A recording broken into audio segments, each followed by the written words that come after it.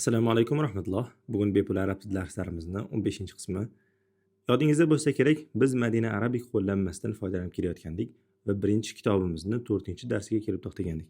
O'tgan darsimizda 4-darsga oid bo'lgan muzakkarlik va muannaslik qoidasini ko'rib chiqdik. Bugun esa arab tilining ajoyibotlarini ochib beradigan bir qoidani o'rganamiz. Ya'ni arab tilida yozilgan kitoblarning aksari harakatsiz holatda. Biz mana shu harakatsiz kitoblarni o'qish jarayonida bizga kerak bo'ladigan bir qoidani o'rganamiz. Ya'ni kalimalarni oxiriga qo'yiladigan harakatlarni mohiyatlarini ko'rib chiqamiz. Va bu qoidani arabiy holatida va arabiy nomlanishi bilan birga o'rganamiz. Sababi bu ayni arabning o'zigagina xos bo'lgan xususiyat hisoblanganligi uchun buni o'zbek tiliga qiyosiy shaklda o'xshash so'zlar bilan ifodalay olmaymiz. O'tgan darslarimizda ma'lumki, biz so'zni so'ngini tugatayotgan vaqtimizda kitabun yoki oldidan aliflom keladigan bo'lsa al-kitabu shaklda yoki domma yoki dommali tanvin bilan tugatardik. Hammamizga ma'lumki, arab tilida harakatlar faqatgina dommani o'zi bilan cheklanmaydi, balki domma yoki kasra yoki fath, ya'ni a yoki i yoki u yoki an yoki in yoki un shaklda talaffuz qilishimiz zarur. Shu kungacha o'rgangan barcha misollarimizning so'ngi yoki domma yoki dommali tanvin bilan tugadi. Keling endi birgalikda asta-sekinlik bilan bir chekkadan ismni holatlarini, ya'ni ism qachon domma bilan tugashi, qachon dommali tanvin bilan tugashi, u kasra yoki fathaga o'zgarishi, qachon bunday holatlari bo'lishini keling birgalikda batafsil o'rganishni boshlaymiz. Yodingizda bo'lsinki, doimo ism 3 turkum bilan cheklanadi. Ya'ni mana shu holatlarda ismni so'ngini o'qiymiz. Ya'ni bizga biror bir misol berilsa, uni harakati berilmagan taqdirda ana o'sha misolimizni mana shu 3 xil holatdagina o'qiy olamiz. Ya'ni ismni so'ngini yoki domma bilan yoki dommali tanvin. Bu birinchi holat. Buni arab tilida marfu' deyiladi. Ikkinchisi, qachonki ismni so'ngi fatha yoki fathali tanvin bilan tugasa, buni mansub deb nomlanadi. Uchinchisi, ism qachonki kasra yoki kasrali tanvin bilan tugasa, bu majrur deb nomlanadi. Mana shu 3 holat ismni o'zi bilan cheklanadi. Ya'ni biz o'qiyotgan vaqtimizda ismni mana shu 3 holatdagina o'qiymiz. U yoki marfu' bo'lishi mumkin ekan, ya'ni oxiri un yoki u bo'lishi, yoki mansub bo'lishi mumkin ekan, yoki a yoki an holatida, yoki majrur in yoki i ko'rinishida bo'lishi mumkin ekan. Endi qaranglar, mana shu marfu' so'zi nima, mansub so'zi nima, majrur so'zi nima, nimaga bularni o'zbek tiliga tarjima qilmadik? Chunki bu atamalarni arabiy nomlanishi bilan yodimizda saqlashimiz mumkin ekan. Va bu atamalarni biz darsimiz davomida faqatgina mohiyatini o'rganamiz. Lekin asosiy tarjimalarni esa o'rganmaymiz. Sababi bu tarjimalar bilan bu atamalarni mohiyatini tushuna olmas ekanmiz. Kelishib oldik-a? Demak, bu atamalarni mana shu atamalar shaklida eslab qolaylik. Marfu' demak u qachon u yoki un bilan tugasa. Mansub qachon u an yoki a bilan tugasa. Majrur u qachon i yoki in bilan tugasa. Mana shu nomlanishi. Endi bu marfu'ligi qachon bo'lishi, bu qachon mansub bo'lishi, bu qachon majrur bo'lishini esa mana shularning mohiyati bilan o'rganamiz. Lekin bularning tarjimasini nima qilmas ekanmiz? Tarjimasini o'rganmas ekanmiz. Ya'ni marfu' degan so'zni tarjimasini yozishinglar shart emas. Mansub degan so'zni tarjimasini yozmanglar. Majrur degan so'zni ham tarjimasini yozmanglar. Sababi bu so'zlarimizni o'zbek tilida qiyosiy shaklda o'xshashi bo'lmaganligi uchun biz arabiy nomlanishi bilan yodimizda saqlab qola olar ekanmiz. Kelishib oldik-a? Demak, qachonki ism u yoki un bilan tugasa, marfu' deb nomlar ekanmiz. Qachon ism a yoki an bilan tugasa, mansub deb nomlar ekanmiz. Qachonki ism i yoki in bilan tugasa, majrur deb nomlar ekanmiz. Shu o'rinda bir eslatma. Doim yodingizda tuting, mansub holatidagi ismimizni so'ngiga biz bir kichik alifni ham qo'shimcha sifatida yozib qo'yamiz. Buni talaffuz qilayotgan vaqtimizda cho'zib talaffuz qilmaymiz, ya'ni kitaban shaklda emas. Balki bu bir muhim vazifa uchun. Buni darslarimiz davomida o'rganamiz. Qachon bu alifni qo'shamiz? Qachonki ismimiz tanvin bilan tugasa. Kitaban degan vaqtimizda tanvindan so'ng alifni ham qo'shimcha sifatida yozib qo'yamiz. Lekin marfu' yoki majrur holatidagi ismlarimizni kitabun yoki kitabin degan vaqtimizda qo'shimcha biror bir harfni qo'shmas ekanmiz. Keling endi aliflomli holatlarini ham o'rganib chiqamiz. Tanvin bilan kitabun degan bo'lsak, marfu' holatida. Endi tanvinsiz aliflomli holatida al-kitabu deb o'qiymiz. Mansub holatida, nakira holatida kitaban degan bo'lsak, ma'rifa holatida fathani o'zi bilan tugatamiz. Al-kitaba shaklida. E'tibor qaratgan bo'lsangiz, mansub holatida tanvin bilan o'qigan vaqtimizda kitaban dedik, lekin tanvinsiz holatida al-kitaba shaklida qo'shimcha biror bir harfni qo'shmadik. Majrur holatida esa kitabin, nakira holatida bo'lsa, ma'rifa holatida bo'lsa esa al-kitabi shaklida. Ya'ni yoki kasrali tanvin, yoki kasrani o'zi, yoki fathali tanvin, yoki fathani o'zi, yoki dommali tanvin, yoki dommani o'zi bilan biz marfu yoki mansub yoki majrur holatidagi ismlarni o'qidik. Endi shu ismlarimiz qachon marfu bo'ladi, qachon mansub bo'ladi, qachon majrur bo'ladi, bularni darsimiz davomida o'rganamiz. Darslarimiz davomida 15-darsgacha bo'lgan barcha misollarimiz marfu holatida berilgan. Ya'ni biz o'qigan misollarimiz yoki tanvin bilan, yoki domma bilan tugadi, yoki u yoki un bilan. Endi keling birgalikda misollarni o'qiymiz va bularni marfu yoki mansub yoki majrur deb ajratamiz. Agar oxiri domma yoki dommali tanvin bilan bo'lsa, marfu deymiz. Agar oxiri fatha yoki fathali tanvin bilan tugasa, mansub deymiz. Qachon kasra yoki kasrali tanvin bilan tugasa, majrur deymiz. Endi misolimizga qarang. Mudarrisun marfu holatida berilgan, mudarrisan esa mansub holatida berilgan. Endi majrur holatida bo'lsa, mudarrisin holatida, ya'ni kasrali tanvin bilan o'qigan holatda tugatamiz. Mudarris so'zi arab tilida o'qituvchi degan ma'noni ifodalaydi. Keyingi misolimiz najmun. Bu marfu holatida berilgan. Ma'nosini bilamiz. Endi buni mansub holatida qanday o'qiymiz? Najman, ya'ni oxirini fathali tanvin bilan. Va fathali tanvindan so'ng alifni ham qo'shimcha sifatda yozib qo'yamiz. Majrur holatida esa najmin ko'rinishida talaffuz qilar ekanmiz. Keyingi misolga o'tamiz. Al-masjidu. Oldin alif lam keldi va bu ma'rifa ismimiz. Al-masjidu, ya'ni oxiri domma bilan tugadi, marfu holatida berildi. Al-masjida mansub holatidagi ism.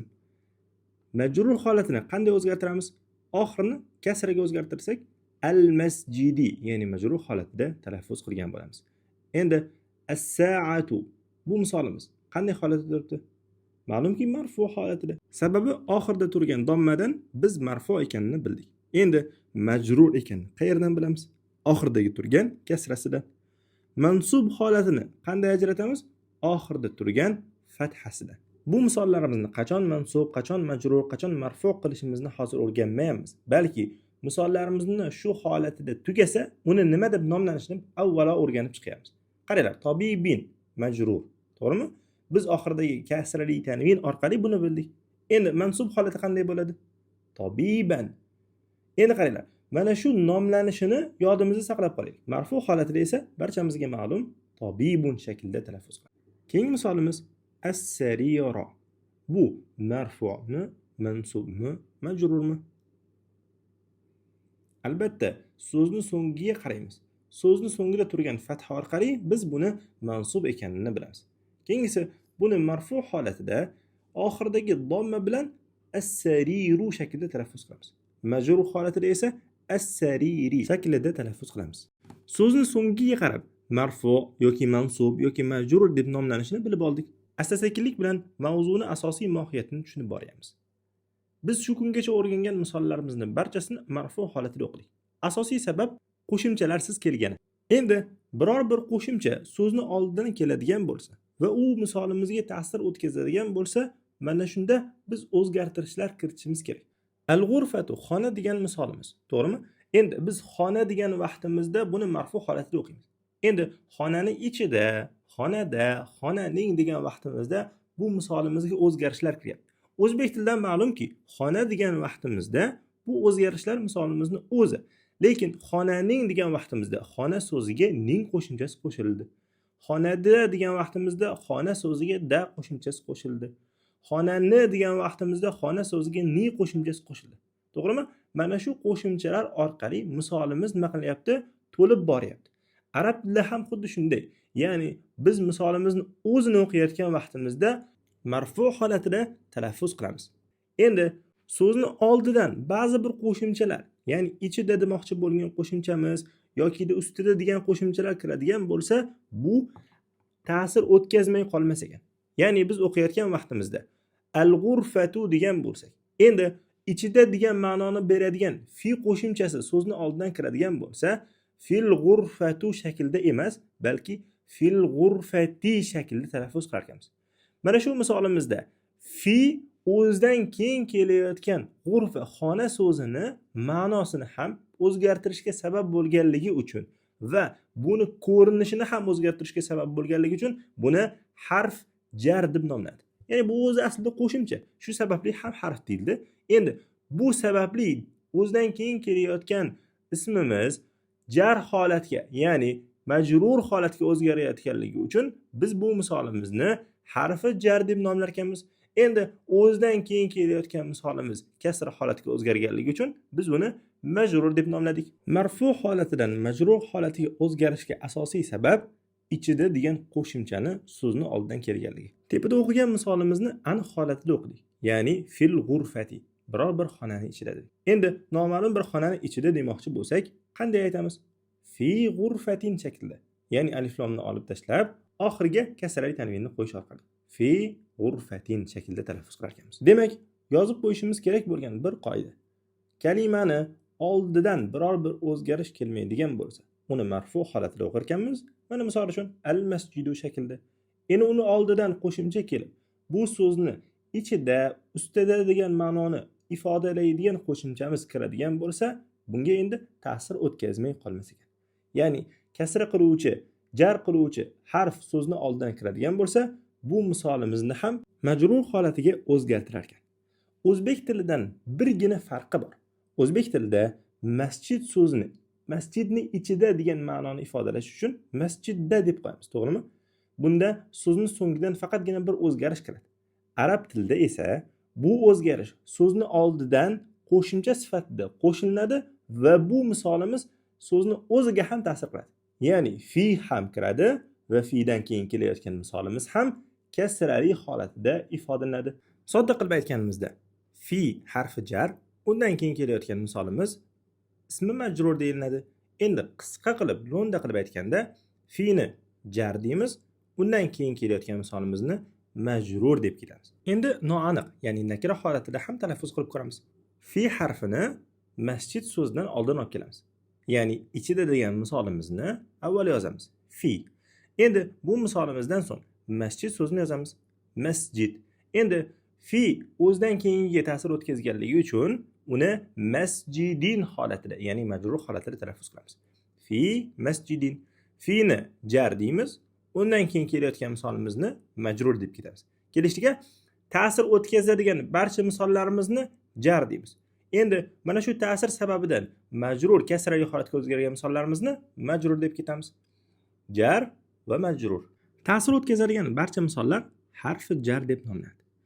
Endi keling, biz harfi jarlarga yana birini, ya'ni ustida degan ma'noni ifodalaydigan ala qo'shimchasini ham o'rganib ketamiz.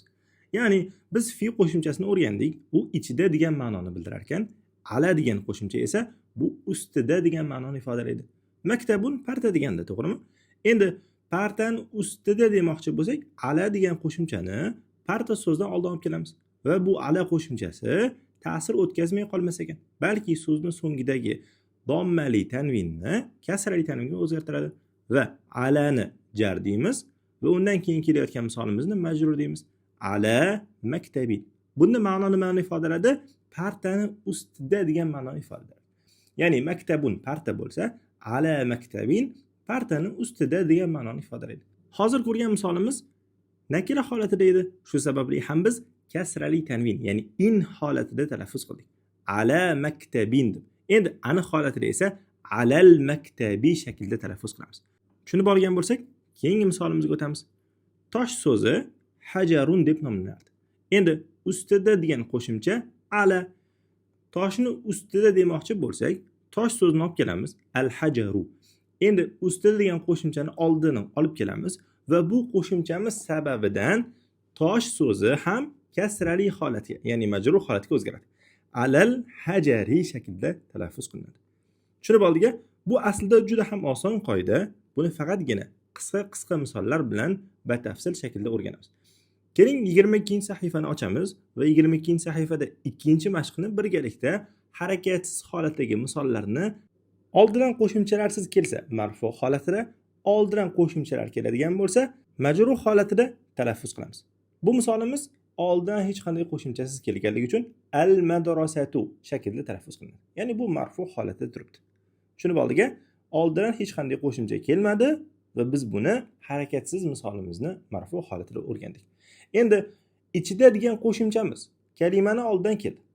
Bu sababdan biz fil madrasati ya'ni jar va majrur holatida, ya'ni misolimizni marfu holatidan majrur holatiga o'zgargan holatida talaffuz qildik.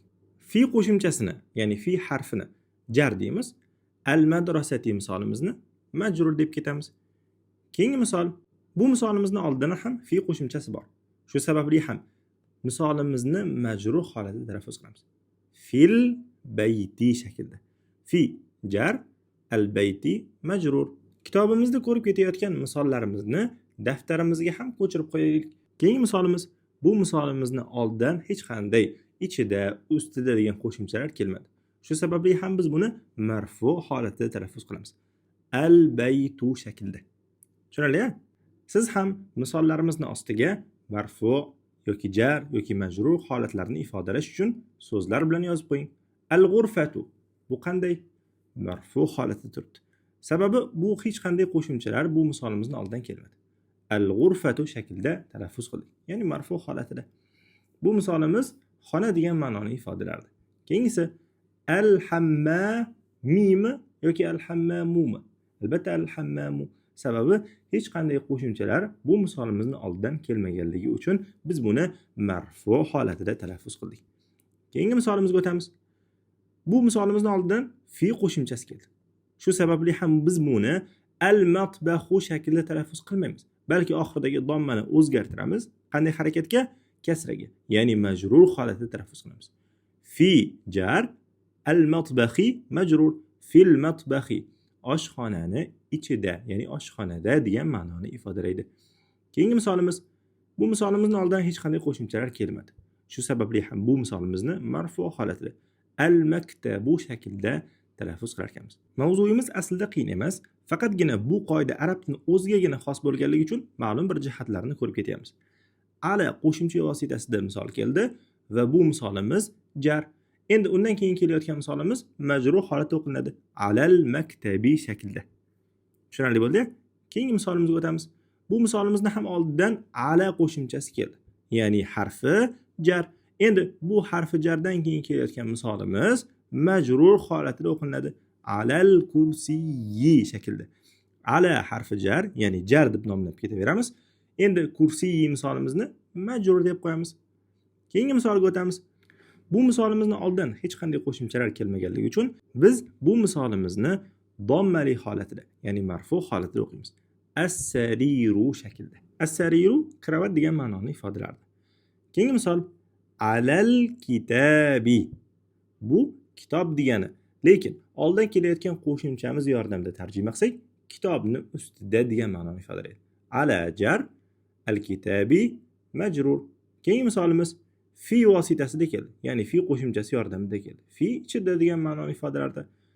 Masjid so'zini al-masjidi shaklda talaffuz qilamiz.